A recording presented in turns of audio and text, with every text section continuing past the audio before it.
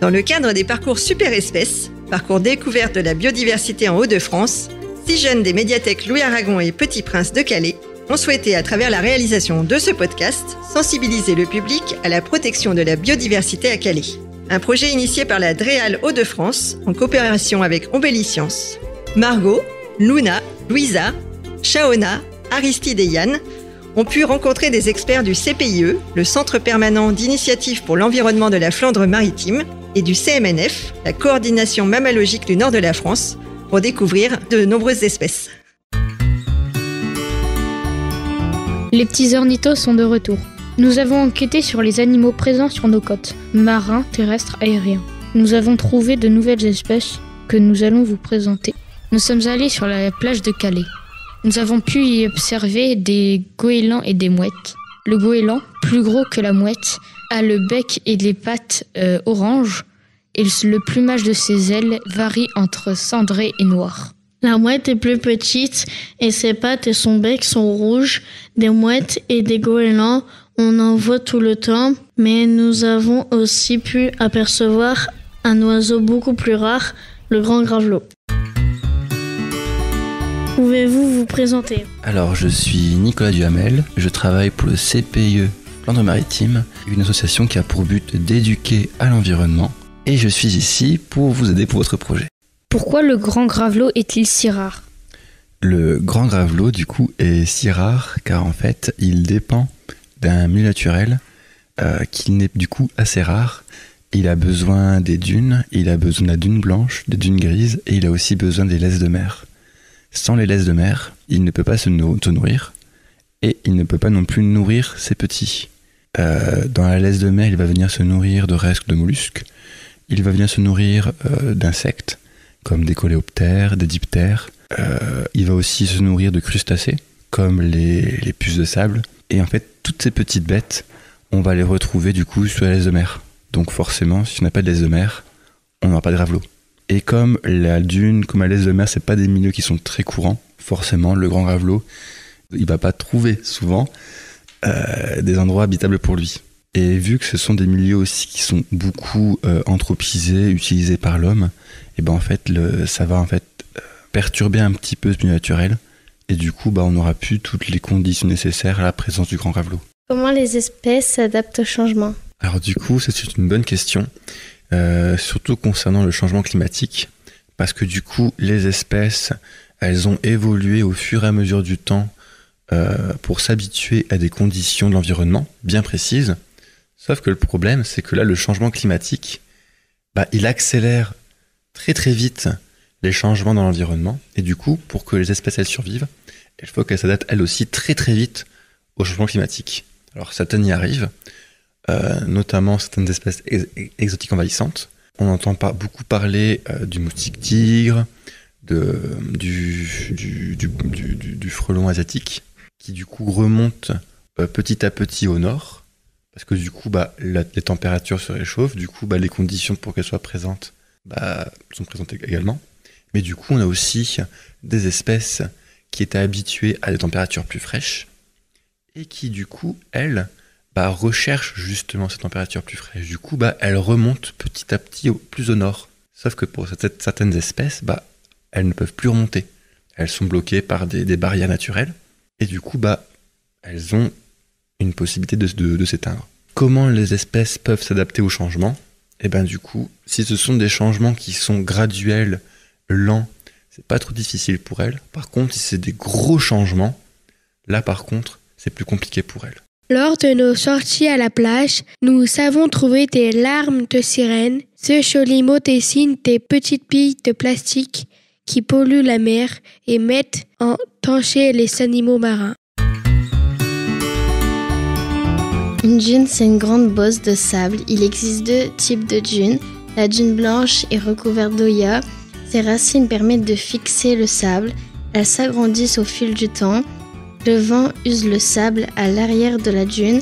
Cela mène à la dune grise. La dune grise est recouverte de plusieurs sortes de végétaux différents. Ces derniers perdent des morceaux qui donnent sa couleur au sable. Sur la plage, nous avons vu beaucoup de coquillages. Nicolas nous a montré des coquillages et il est monté pour mieux les connaître. Pourquoi il y a plusieurs sortes de coquillages? Il y a plusieurs sortes de coquillages parce que tout simplement, en fonction de ce que ces coquillages vont manger, où ils vivent, eh bien en fait, ce sont tout autant de caractéristiques qui vont être différents.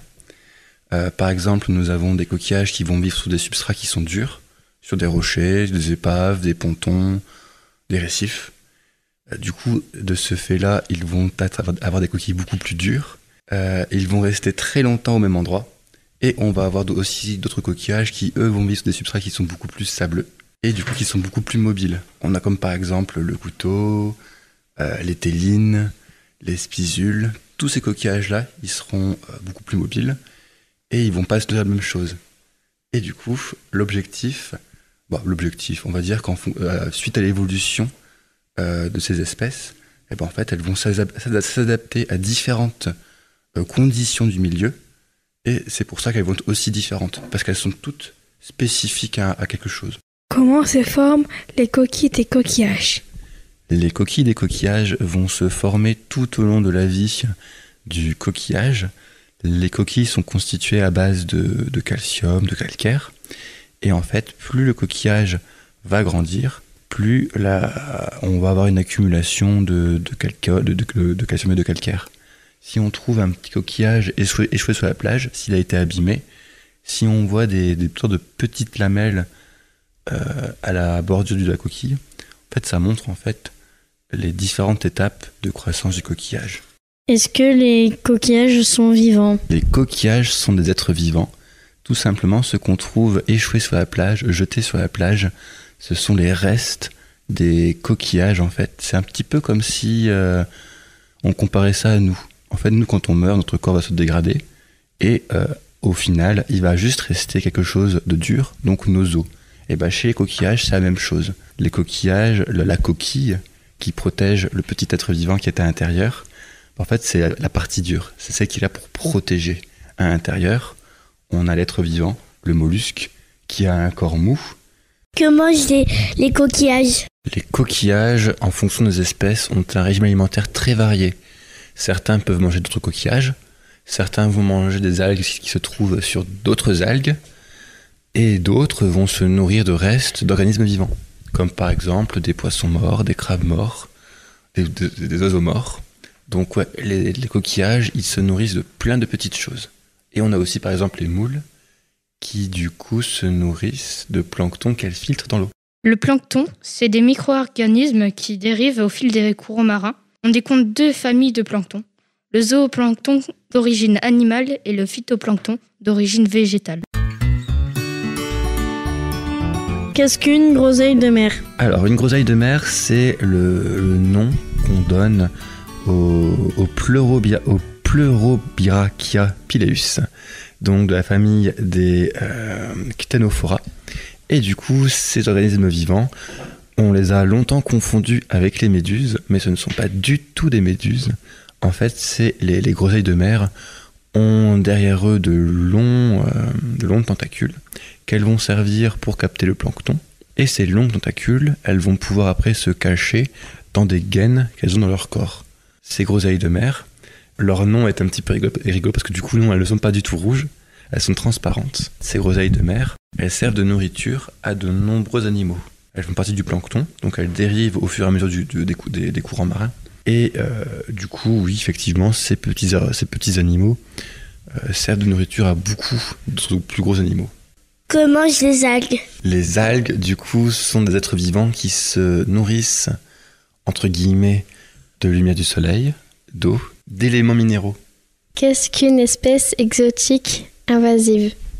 Une espèce exotique invasive ou envahissante est une espèce qui ne vient pas du coup d'ici, c'est une espèce qui vient d'ailleurs, et c'est une espèce qui a réussi à s'implanter dans le territoire. Sauf que cette espèce, du coup, généralement, elle supplante les autres. Généralement, elle n'est pas introduite dans un chaîne alimentaire. Ça veut dire qu'il n'y a pas de prédateur pour la manger, pour réguler cette population. Du coup, cette espèce, elle va juste se reproduire. exponentiellement. Et elle peut aussi malheureusement manger les ressources ou prendre les ressources d'espèces qui sont locales. Ce qui fait que du coup ces espèces locales n'auront plus les ressources pour se reproduire, pour survivre, pour se nourrir. Et du coup ça peut conduire à la disparition de certaines espèces qui sont locales. Le couteau cane est en train de disparaître à cause des couteaux américains. Le couteau américain, on peut le reconnaître grâce à sa coquille qui est arrondie et brillante, alors que le couteau cane est droite. Dans leur quête de savoir, nos petits ornithos ont continué de mener leur enquête en interviewant Jackie Karpouzopoulos, président de la CMNF, coordination mammalogique du nord de la France. Que fait l'association ? Alors mon association, on va sur le terrain, on va compter les phoques ou les chauves-souris, on va remplir des rapports, on va sensibiliser les gens et malheureusement de temps en temps on va intervenir quand les animaux soit ils s'échouent, soit ils ont besoin de nous. Sur Calais, nous trouvons 2 sortes de phoques, le veau marin et le phoque gris. Le phoque gris est le plus présent sur Calais et les phoques restent 80% sur le sable et 20% dans l'eau. Les bébés phoques gris s'appellent les blanchons, tandis que ceux du veau marin s'appellent les bébés veaux marins. Ils se nourrissent de lait maternel. Les phoques adultes mangent des poissons, particulièrement du maquereau car il est gras. Ils mangent parfois des poulpes et des seiches s'il en trouve. Il peut parcourir 300 km pour se nourrir. Pourquoi les phoques sont-ils dans le sable ? Alors c'est leur maison en fait, le sable. Ils vont dormir, ils vont allaiter leur bébé quand c'est les mamans. Ils vont se reposer, ils vont refabriquer leur lard avec les UV du soleil et ils vont passer 80% de leur temps sur le sable. Pourquoi les phoques vont-ils dans l'eau ? Alors les phoques ils vont dans l'eau pour 2 choses. Quand ils ont peur, c'est leur zone de refuge. Et quand ils ont faim, parce que leur nourriture, c'est les poissons. Et les poissons étant dans l'eau, ils sont obligés d'aller dans l'eau. Donc là, c'est leur garde-manger et c'est pour ça qu'ils vont dans l'eau. Quelle est la différence entre un phoque et un humain ? Au risque de te surprendre, il n'y en a aucune. Parce qu'ils ont une tête comme nous, des oreilles, des poumons, des bras, des jambes. Et à l'intérieur de leur corps, ils ont exactement les mêmes organes que nous, avec exactement la même fonction.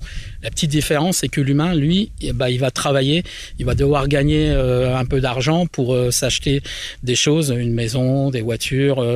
Et s'il a des enfants, accéder à plein de choses pour les enfants. Que le phoque, lui, la seule chose qu'il a, c'est respirer, manger, dormir et aller se nourrir. Terminé, il n'a pas besoin de fabriquer quoi que ce soit. Comment protéger les phoques ? Alors la première des choses, c'est de respecter là où ils vivent, c'est-à-dire de rester suffisamment éloigné. Alors on donne toujours une distance de 200 mètres, jusqu'à 150 mètres ça va. Mais on va pas sur eux, on court pas après. Si on se promène sur la plage et qu'il y a un phoque, on tient son animal en laisse, notamment les chiens, parce qu'ils vont aller voir et la rencontre d'un chien avec un phoque, ça se termine toujours mal pour le phoque parce qu'il se fait mordre. Mais des fois, c'est le phoque qui peut mordre le chien et ça peut faire très très mal. Donc on les respecte, on les laisse tranquilles, on partage l'espace avec eux et on reste à bonne distance. Sinon, tout le restant, il n'y a pas de souci, ils sont protégés par la loi, il n'y a pas besoin d'en faire plus, mais c'est vraiment les consignes. Est-ce qu'il y a des baleines au Chorsuy ? Alors en ce moment, il y a une baleine à bosse entre Boulogne-sur-Mer et Ardelot. Donc, la semaine dernière, il y a quelqu'un qui est sorti qui a vu une 50aine de dauphins au large. On est au niveau d'Équien, au sud de Boulogne. Voilà. Donc oui, il y a des grands mammifères marins au large de nos côtes. Il suffit de regarder ce qui se passe et on peut voir des grandes baleines. Nos petits ornithos ont essayé d'en savoir plus. De ce fait, Margot, Luna, Louisa, Shaona, Aristide et Yann ont rencontré Élise Cabane, spécialiste des coquillages. À la CPE Flandre Maritime, centre permanent d'initiative pour l'environnement. Peut-on préserver la plage tout en gardant une activité touristique ? Ouais. Alors justement, là en ce moment, pour l'activité touristique, ils sont en train de faire du ramassage mécanique. Alors ce qui serait bien, c'est justement d'éviter le ramassage mécanique pour que ce soit encore une plus belle plage et encore plus naturelle. Donc faire plutôt des ramassages à la main. Après, on peut éviter justement de ramasser les choses naturelles. Donc tout ce qui est algues, tout ça, on peut les laisser. Après, les coquillages morts, on peut les ramasser, mais en petite quantité. Et après, justement, il y a tout ce qui est déchets. On peut, il faut éviter de laisser ces déchets. Enfin, même, il faut ne pas laisser les déchets du tout. Et après, on peut, justement, si on voit un déchet, les prendre et le mettre dans la poubelle de tri. Peut-on protéger les animaux marins de la pollution plastique et comment ? Alors justement, les animaux marins, il y en a plein dans la mer du Nord. Il y a des dauphins, des requins, des baleines qui passent. Et pour les protéger, tout d'abord, il faut réduire notre consommation de plastique. Après aussi, il n'y a pas que nous, malheureusement. Il y a aussi du coup les gens qui directement vont pêcher, donc il faut qu'ils fassent attention à leur filet. Les gens aussi du coup qui mettent du pétrole, par exemple les gros conteneurs qui lâchent du pétrole. Donc voilà, à notre petite échelle, on peut éviter le plastique. Et puis après, c'est plutôt des grosses échelles, voilà. Pourquoi il ne faut pas raser les dunes ? Alors les dunes, c'est important déjà. Alors c'est esthétique, on va dire, de base. Et en plus, c'est très important parce que ça évite la submersion marine, que directement avec les vagues, les fortes tempêtes, que toutes les personnes, par exemple, qui habitent près des côtes, elles sont malheureusement inondées s'il n'y a pas trop les dunes. Et après, les dunes aussi, du coup, elles protègent, elles ont tout un écosystème. Il y a notamment les gravelots qui nichent, qui sont une espèce d'oiseaux protégés et qui nichent au sein même des dunes. Donc, au final, la dune, c'est tout un écosystème et si on retire la dune, toutes ces espèces vont disparaître. Les petits ornithos, c'est déjà fini. Au cours de notre enquête, nous avons pu comparer la faune et la flore avec une attention particulière aux coquillages, dunes et phoques. Nous sommes allés sur les 2 plages de Calais, la plage principale, plus touristique, et celle du Fort-Vert, plus sauvage. Nous remercions la CPIE, le CMNF ainsi que la médiathèque de Calais et l'association Embelliscience pour cette formidable enquête. Ce podcast a été réalisé dans le cadre des parcours de découverte de la biodiversité, les parcours Super Espèces en Hauts-de-France, financés par la Direction régionale de l'environnement, de l'aménagement et du logement Hauts-de-France et piloté par Embelliscience hors du cadre scolaire.